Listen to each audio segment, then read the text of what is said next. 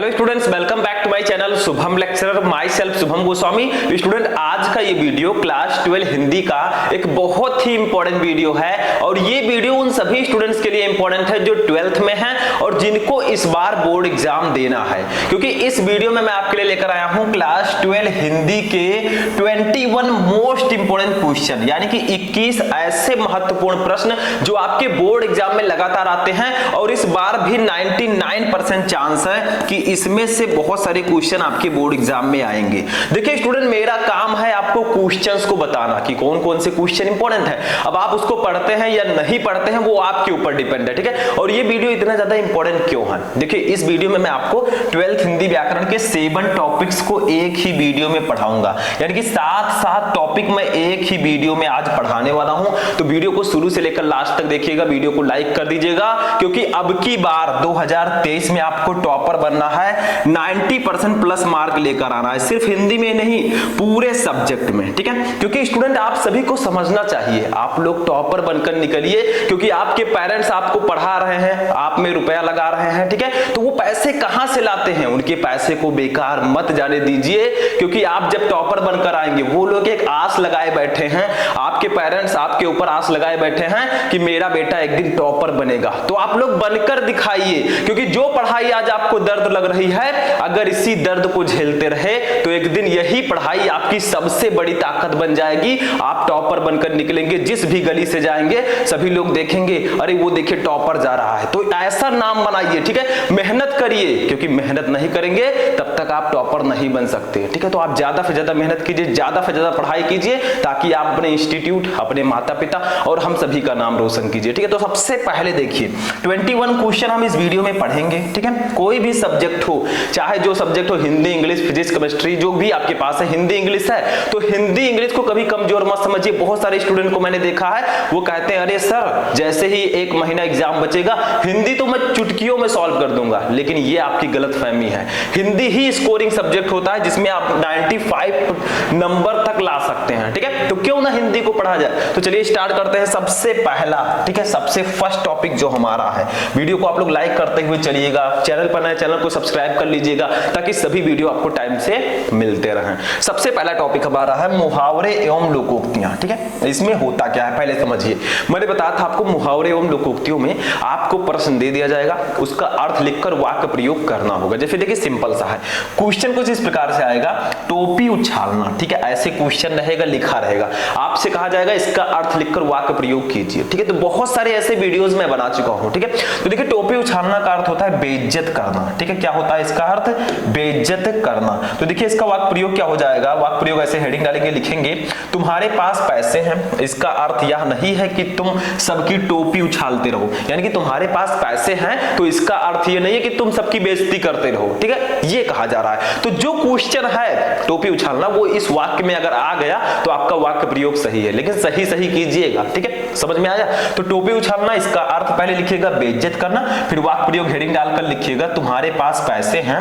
इसका अर्थ यह नहीं है कि तुम सबकी टोपी उछालते रहो, ठीक है। बस सिंपल सा है, आपको अर्थ लिखकर वाक्य प्रयोग कर देना। सेकंड वाला देखिए, इसमें से एक एक क्वेश्चन को आपको नोट कर लेना। सेकंड है हाथ पीले करना। अब हाथ पीले करना सभी को पता है, अरे हाथ को रंगना नहीं है पीले कलर से, हाथ पीले करने का मतलब होता है विवाह करना, ठीक है। देखिए विवाह करना, ठीक है, जैसे लड़कियों के हाथ पीले होते हैं तो इसका मतलब उसका विवाह है, ठीक है। तो देखिए वाक्य प्रयोग क्या होगा? सोहन ने अत्यंत कठिनाई से अपने दोनों पुत्रियों के हाथ पीले किए, यानी कि जो सोहन हैं उन्होंने बहुत कठिनाई से, बहुत प्रॉब्लम से अपने दोनों पुत्रियों के हाथ पीले किए, यानी कि दोनों पुत्रियों की शादी की, ठीक है। बस सिंपल सा है, कुछ भी नहीं है। सोहन की जगह पर आप मोहन, राकेश, महेश, ठीक है, रमेश कुछ भी लिख सकते हैं। नाम में क्या रखा है? असली मजा तो काम में है, ठीक है। तो आप लोग नोट करते हुए चलिएगा, इसको ध्यान से समझिएगा, ठीक है। इसके बाद थर्ड क्वेश्चन, एक एक टॉपिक के हम 3 क्वेश्चन पढ़ेंगे, 7 टॉपिक है, तो 7 into 3, तो सभी को पता है 7 3 जा 21 क्वेश्चन टोटल पढ़ेंगे, ठीक है। तो तीसरा क्वेश्चन हमारा है हाथ कंगन को आरसी क्या। अब बहुत सारे स्टूडेंट कहेंगे सर ये तो दूसरी तरह से है, तो देखिए ये आपका लोकोक्तियां है। जैसे अभी दो हमने देखा, दो वो मुहावरे थे, अब ये लोकोक्ति है, थोड़ा सा डिफरेंट होता है बट सेम प्रोसेस है। देखिए प्रत्यक्ष को किसी प्रमाण की आवश्यकता नहीं होती, यानी कि हाथ कंगन को आरसी क्या, इसका मतलब जो चीज डायरेक्टली है, प्रत्यक्ष है, उसको किसी प्रूफ की आवश्यकता नहीं है, किसी प्रमाण की आवश्यकता नहीं है, ठीक है। वाक्य प्रयोग में देखिए क्या लिखेंगे, तुम तो सेंध लगा बनाकर घर में घुसते पकड़े गए थे हो, तुम्हारे चोर होने में कोई संदेह नहीं रह गया, क्योंकि कहा गया है हाथ कंगन को आरसी क्या, यानी कि तुमको डायरेक्टली चोरी करते हुए जब हमने देख लिया तो तुम हाथ कंगन को आरसी क्या, यानी कि प्रत्यक्ष को किसी प्रमाण की आवश्यकता ही नहीं है। जब मैंने आपको प्रत्यक्ष रूप से चोरी करते हुए देख लिया तो उसमें क्या प्रूफ लेना, जब डायरेक्टली देखा गया है, ठीक है। तो ये आपका हो जाएगा वाक्य प्रयोग। तीनों क्वेश्चन समझ में आ गए। देखिए ऐसे बहुत सारे क्वेश्चन आपको पढ़ने पड़ेंगे, सिर्फ 3 क्वेश्चन से काम नहीं चलने वाला है, आपको अच्छे से तैयारी करनी है, रेगुलर पढ़ना है, क्योंकि आपको इस बार टॉपर बनना है, ठीक है। टॉपर बनकर दिखा दीजिए दुनिया को कि हाँ मैं कुछ कर सकता हूं, ठीक है, ये आपको रखना है। नेक्स्ट टॉपिक हमारा है क्वेश्चन नंबर 4। अब देखिए ये हमारे दूसरे टॉपिक से होगा, एक टॉपिक से हम 3 ही क्वेश्चन देखेंगे। दूसरा टॉपिक हमारा है संधि विच्छेद। संधि विच्छेद का मतलब तो पता ही है, संधि विच्छेद का मतलब आपको ये देखिए दे दिया गया प्रभृत्यों, ठीक है। इसका संधि विच्छेद क्या है, जो इसका सही संधि विच्छेद है उस पर टिक कर दीजिए, बस इतना ही करना है आपको, ठीक है। समझ में आ गया। तो देखिए आपके पास ऑप्शंस हैं, का है प्रभृत धन एव, खा है प्रभृत धन एव, और गा है प्रभृत धन तेव, और घा है प्रभृत धन एव, ठीक है। तो इसका राइट आंसर हो जाएगा, देखिए दोनों ऑप्शन सेम है, प्रभृत धन एव, तो ये वाला ऑप्शन आपका राइट होगा, ठीक है। ये दोनों ऑप्शन आपके सही हैं, ठीक है, दोनों ऑप्शन सही हैं क्योंकि दोनों सेम ही हैं, ठीक है। तो आपके बोर्ड एग्जाम में एक ही ऑप्शन सही होगा, ऐसा नहीं कि 2-2 ऑप्शन आ जाएंगे आपको दोनों टिक कर देना है। इसमें तो प्रिंटिंग में थोड़ा प्रॉब्लम हो गया है, बाकी दोनों ऑप्शन यहाँ पर सेम ही है, ठीक है। तो दोनों सही कर देते हैं, हमें क्या है जो राइट आंसर है उसी को तो सही करेंगे, ठीक है। दूसरा क्वेश्चन देखिए 5वां, तल्लीन का संधि विच्छेद है। तल्लीन का सही संधि विच्छेद क्या है। अब इसको ब्रिलियंट से ब्रिलियंट स्टूडेंट इसमें फंस जाएगा, क्यों, क्योंकि थोड़ा सा डिफरेंट क्वेश्चन है। तल्लीन, अब आप लोग कहेंगे सर कौन सा है, का है तद धन लीन, खा है ता धन लीना, गा है तद धन लीना, घा है तद्दी धन लीना, ठीक है। तो इसमें बहुत सारे स्टूडेंट कहेंगे सर दा तो इसमें है ही नहीं, फिर नीचे दा क्यों आ रहा है। तो देखिए इसका राइट आंसर होगा ऑप्शन नंबर का, ठीक है, तद धन लीना। ये तल्लीना का सही संधि विच्छेद होगा, यहां पर ऐसे कर दीजिएगा, तल्लीना है, ठीक है। तो ये इसका राइट संधि विच्छेद होगा। तो ऐसे ही अगर आप लोगों ने रूल नहीं पढ़ा है तो ज्यादा से ज्यादा क्वेश्चन पढ़कर, ज्यादा से ज्यादा क्वेश्चन सॉल्व करके यू कैन बी टॉपर, आप टॉपर बन सकते हैं, ठीक है। आप अच्छा मार्क ला सकते हैं, क्योंकि जितना ज्यादा प्रैक्टिस करेंगे उतना ज्यादा आपका बेनिफिट होगा आपके बोर्ड एग्जाम में। नेक्स्ट क्वेश्चन, क्वेश्चन नंबर 3, ठीक है। 3 नंबर क्वेश्चन है उत्तीर्यापी। उत्तीर्यापी का सही संधि विच्छेद क्या होगा, इसको समझ लीजिए। उत्तीर्याप का सही संधि विच्छेद का है उत्ती धन याप, खा है उत्तीर्या धन पी, गा है उत्तीर्य धन अपी, घा है उत्ती धन अपी। तो बहुत सारे हमारे जो ब्रिलियंट स्टूडेंट हैं, थोड़े से कमजोर हैं, वो क्या कहेंगे, अरे सर जी ये तो सीधे सीधा दिख रहा है कि यही सही है, ये वाला। बहुत सारे स्टूडेंट कहेंगे सर उत्तीर्या और इसमें प्लस पी कर दीजिए, उत्तीर्याप सही हो गया, बट ये गलत है, दैट्स अ रॉन्ग आंसर। आपका राइट आंसर होगा ये वाला, उत्तीर्य धन अपि। क्यों, क्योंकि उत्तीर्य के लास्ट में छोटा आ है और अपि के स्टार्टिंग में छोटा आ है, ये दोनों मिलकर बड़ा आ का निर्माण करते हैं, तो ये उत्तीर्या हो जाएगा, बड़ा आ, ठीक है। उत्तीर्य धन अपि इसका राइट आंसर होगा, दैट्स अ राइट आंसर। समझ में आ गया। तो इसमें कुछ है नहीं, सिर्फ आपको समझना है, आपके अंदर वो कंसंट्रेशन होना चाहिए। जब भी आप पढ़ने बैठे, कॉपी पेन लेकर बैठे, पानी वानी लेकर बैठे, ताकि पीते रहे, नींद तो बिल्कुल नहीं आनी चाहिए, ठीक है। बहुत सारे स्टूडेंट कमेंट करते हैं सर पढ़ते समय नींद आता है, क्या करें। देखिए पढ़ते समय नींद को भगाने का सिर्फ एक ही तरीका है, आप लोग क्या कीजिए, कुर्सी और मेज लेकर बैठा कीजिए, ठीक है। जब भी बैठे, बिस्तरे पे बिल्कुल ना बैठे जिस पर आप लेटते हैं शाम को, ठीक है, उस पर बैठेंगे तो सिंपल है नींद आएगी, क्योंकि वो नींद की ही जगह है, ठीक है। आप कुर्सी मेज लेकर बैठिए, एक बोतल पानी साइड में ले लीजिए, नींद आपकी हमेशा नहीं आएगी आपको, ठीक है। क्यों नहीं आएगी, क्योंकि पानी लेकर आप बैठेंगे, जैसे ही नींद आपको आने लगे थोड़ा पानी पी लीजिए, बस सिंपल है, ठीक है, नींद गायब। समझ में आ गया। चलिए next question, question number next, ठीक है। अब ये हमारे तीसरे टॉपिक से होगा जिसका नाम है विभक्ति और वचन, ठीक है। इसमें क्या करना है, हमें विभक्ति और वचन पहचानना है कि इस शब्द में कौन सी विभक्ति है और कौन सा वचन है। सिंपल सा है, देखिए जैसे 5वां नंबर है आत्मभ्या। अब बताइए इसमें कौन सी विभक्ति है, कौन सा वचन है, ये आपको बताना है, ठीक है। समझ में आया? तो देखिए का है पंचमी विभक्ति एकवचन, खा है षष्ठी विभक्ति एकवचन, गा है द्वितीय विभक्ति बहुवचन, घा है पंचमी विभक्ति बहुवचन। तो इसका राइट आंसर होगा ऑप्शन नंबर गा, द्वितीय विभक्ति बहुवचन। ठीक है, आत्मभ्या जो हमारा है इसमें द्वितीय विभक्ति है बहुवचन ये है, तो गा वाला ऑप्शन राइट होगा। That's very simple. अब बहुत सारे स्टूडेंट कहेंगे सर कैसे आया? अब देखिए इसके लिए आपको नियम पढ़ना पड़ेगा। ठीक है, समझ में आया? बाकी डायरेक्टली तो मैं बता ही रहा हूँ। नेक्स्ट क्वेश्चन 8 नंबर, आत्मानः। आत्मानः में कौन सी विभक्ति है, कौन सा वचन है? पता होगा आप लोगों को, कुछ दिन पहले मैंने बताया था। देखिए का है षष्ठी विभक्ति एकवचन, खा है पंचमी विभक्ति द्विवचन, गा है द्वितीय विभक्ति बहुवचन और घा है आपका चतुर्थी विभक्ति बहुवचन। तो इसका राइट आंसर हो जाएगा ऑप्शन नंबर का, षष्ठी विभक्ति एकवचन। आत्मानः में षष्ठी विभक्ति है और ये एक वचन है, तो सिंपल सा है। ठीक है, तो इसको नोट कर लीजिए। समझ में आया? नेक्स्ट क्वेश्चन, क्वेश्चन नंबर 9 क्या है? देखिए नामनोह। नामनोह में कौन सी विभक्ति है, कौन सा वचन है? का है द्वितीय विभक्ति बहुवचन, खा है षष्ठी विभक्ति द्विवचन, गा है पंचमी विभक्ति बहुवचन और घा है सप्तमी विभक्ति बहुवचन। तो इसका राइट आंसर होगा ऑप्शन नंबर खा, षष्ठी विभक्ति द्विवचन।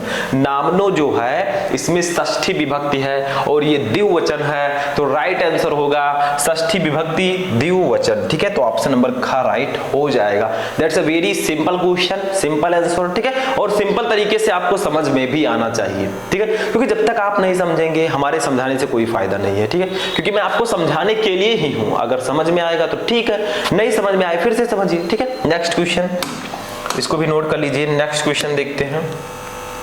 नेक्स्ट टॉपिक से हमारे होगा नेक्स्ट क्वेश्चन, शब्द युग्म।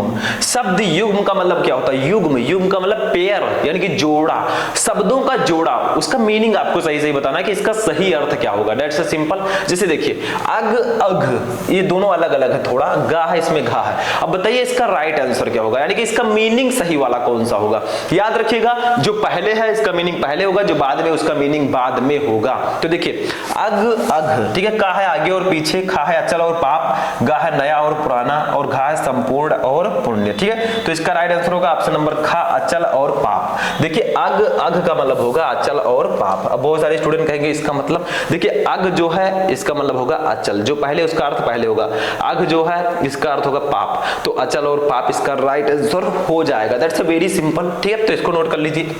Next question, question number 11। ठीक है, धरा, धारा। अब इसको तो सभी को पता, धारा का मतलब जो हमारी पृथ्वी है, धारा का मतलब जो धारा का प्रवाह, पानी का प्रवाह हो रहा है उसको धारा कहते हैं। ठीक है, तो देखिए का है पृथ्वी और पानी का प्रवाह, खा है पृथ्वी और आकाश, गा है आकाश और पाताल, घा है सूर्य और चंद्रमा। तो देखिए इसका राइट आंसर होगा ऑप्शन नंबर का, पृथ्वी और पानी का प्रवाह। धारा का मतलब होता है पृथ्वी, ठीक है, हमारी धरती, और धारा का मतलब होता है पानी का प्रवाह। सभी को पता है धारा बह रही है। ठीक है, फिजिक्स वाला नहीं, तो ये आपका हो गया। ठीक है, पृथ्वी और पानी का प्रवाह। दैट्स अ सिंपल, नोट कर लीजिए इसको। नेक्स्ट क्वेश्चन देखते हैं, क्वेश्चन नंबर 12, छात्र, छात्र। ठीक है, अब ये भी पहले वाले छात्र का मतलब तो सभी को पता है, जो आप लोग हैं स्टूडेंट। ठीक है, इसका पता विद्यार्थी जिसको हम बोलते हैं। तो का है छत्रीधारी और विद्यार्थी, खा है विद्यार्थी और नेता, गा है क्षत्रियो धर्मी और विद्यार्थी, घा है विद्यार्थी और क्षत्रियोचित। तो देखिए पहले आप ये ध्यान दीजिए कि जो पहले छात्र है इसका अर्थ होगा विद्यार्थी, तो यानी कि दो ऑप्शन तो गलत हो गए, का और गा गलत हो गए, क्योंकि इसमें पहले विद्यार्थी नहीं लिखा है।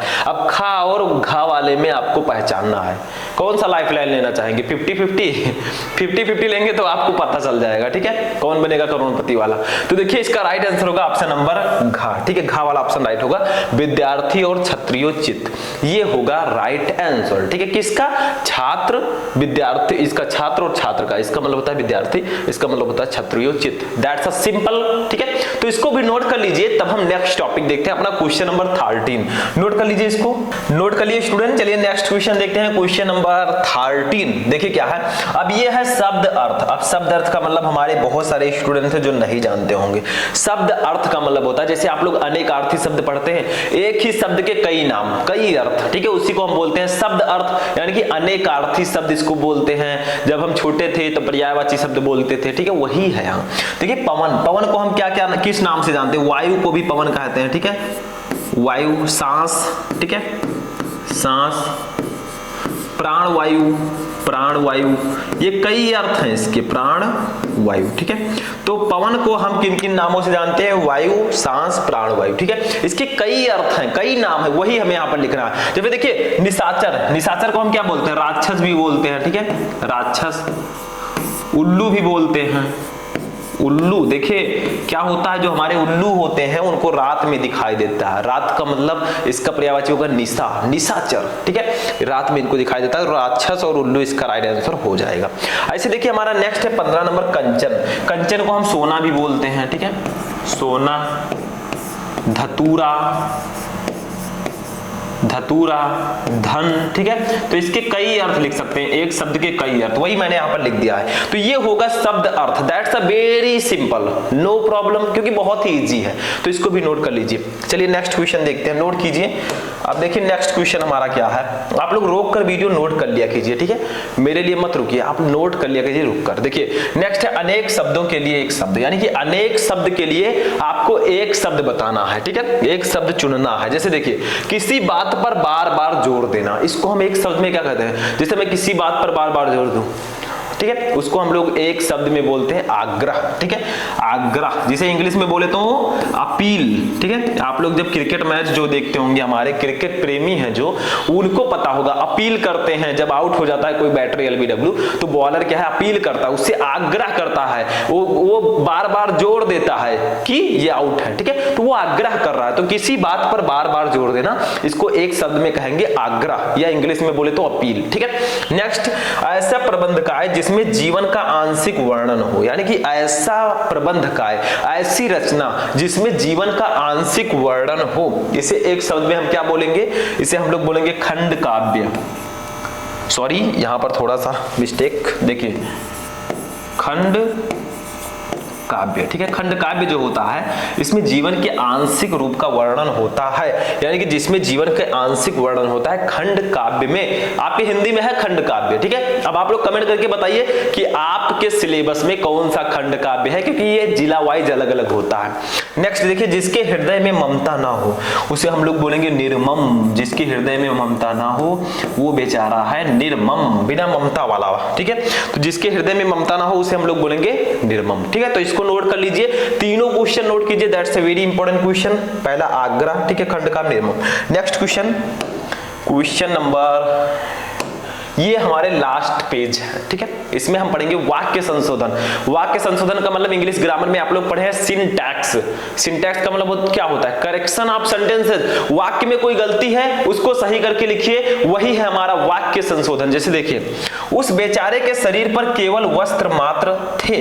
अब इसमें गलती क्या है, देखिए उस बेचारे के शरीर पर केवल वस्त्र मात्र थे। बताइए आप लोग गलती क्या है, जल्दी कमेंट कीजिए, ठीक है। बहुत सारे स्टूडेंट बता देंगे जो हमारे अच्छे स्टूडेंट है, ब्रिलियंट। देखिए यहां पर केवल और मात्र दोनों का यूज हम नहीं कर सकते, ठीक है। तो यहां से हम केवल हटा देंगे, क्योंकि केवल और मात्र दोनों एक ही शब्द है लगभग, तो दोनों का यूज हम नहीं कर सकते। तो यहां पर लिखेंगे उस बेचारे की, उस बेचारे के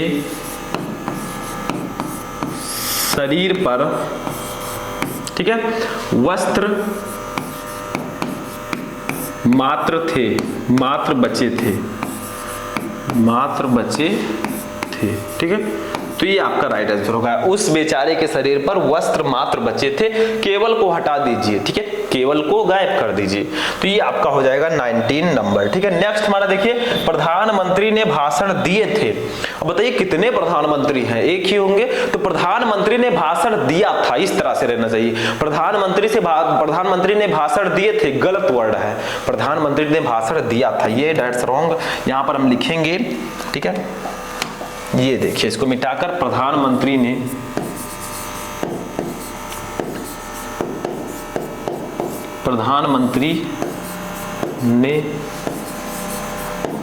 भाषण दिया था, ठीक है। तो प्रधानमंत्री ने भाषण दिया था, दैट्स आर राइट, ठीक है, ये सही होगा, सभी को पता। अब देखिए नेक्स्ट, वह मुझे बुलाया है, बोलकर आप लोग देखिए वह मुझे बुलाया है, वैसे ही गलती दिख जाएगा। आप लोग अपने मतलब बोलकर जब देखेंगे किसी शब्द वाक्य को, तो आपको गलतियां आप उसमें जान जाएंगे, ठीक है, आसानी से। तो वह मुझे बुलाया है नहीं रहना, उसने मुझे बुलाया, वह के जगह पर उसने, ठीक है। तो लिखेंगे उसने मुझे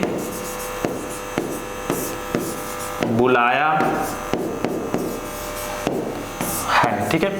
तो उसने मुझे बुलाया है, ये राइट होगा। समझ में आया? तो ऐसे ही आपको करना होता है वाक्य संशोधन। अगर कुछ वाक्य में गलतियां हैं सही करके लिखिए, वही है वाक्य संशोधन, सिंपल सा है। तो ये थे आपके 12th हिंदी व्याकरण के कितने टॉपिक? वाक्य संशोधन, अनेक शब्दों के लिए एक शब्द, शब्द अर्थ, ठीक है, शब्द युग्म, उसके बाद में हमारा है विभक्ति और वचन, फिर है संधि विच्छेद, और हमारा सबसे पहला टॉपिक है मुहावरे एवं लोकोक्तियां।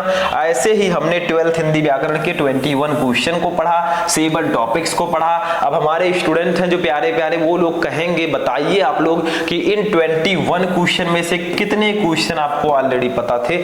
जल्दी से कमेंट करके बताइए ताकि मुझे भी लगे कि हाँ स्टूडेंट पढ़ाई कर रहे हैं, वो टॉपर बन सकते हैं, वो अच्छा मार्क ला सकते हैं बोर्ड एग्जाम में। ठीक है, तो आप लोग जल्दी से रिप्लाई दीजिएगा और वीडियो को लाइक कर दीजिएगा, चैनल पर नए चैनल को सब्सक्राइब कर लीजिएगा, अपने दोस्तों के साथ भी वीडियो को शेयर कर दीजिएगा ताकि उनको भी ये बेनिफिट मिल सके। तो चलिए हम मिलते हैं किसी नेक्स्ट वीडियो में नेक्स्ट टॉपिक के साथ। तब तक आप लोग अपनी तैयारी करते रहें और किसी भी टॉपिक में क्वेरी है तो कमेंट बॉक्स में कमेंट करके बताएं।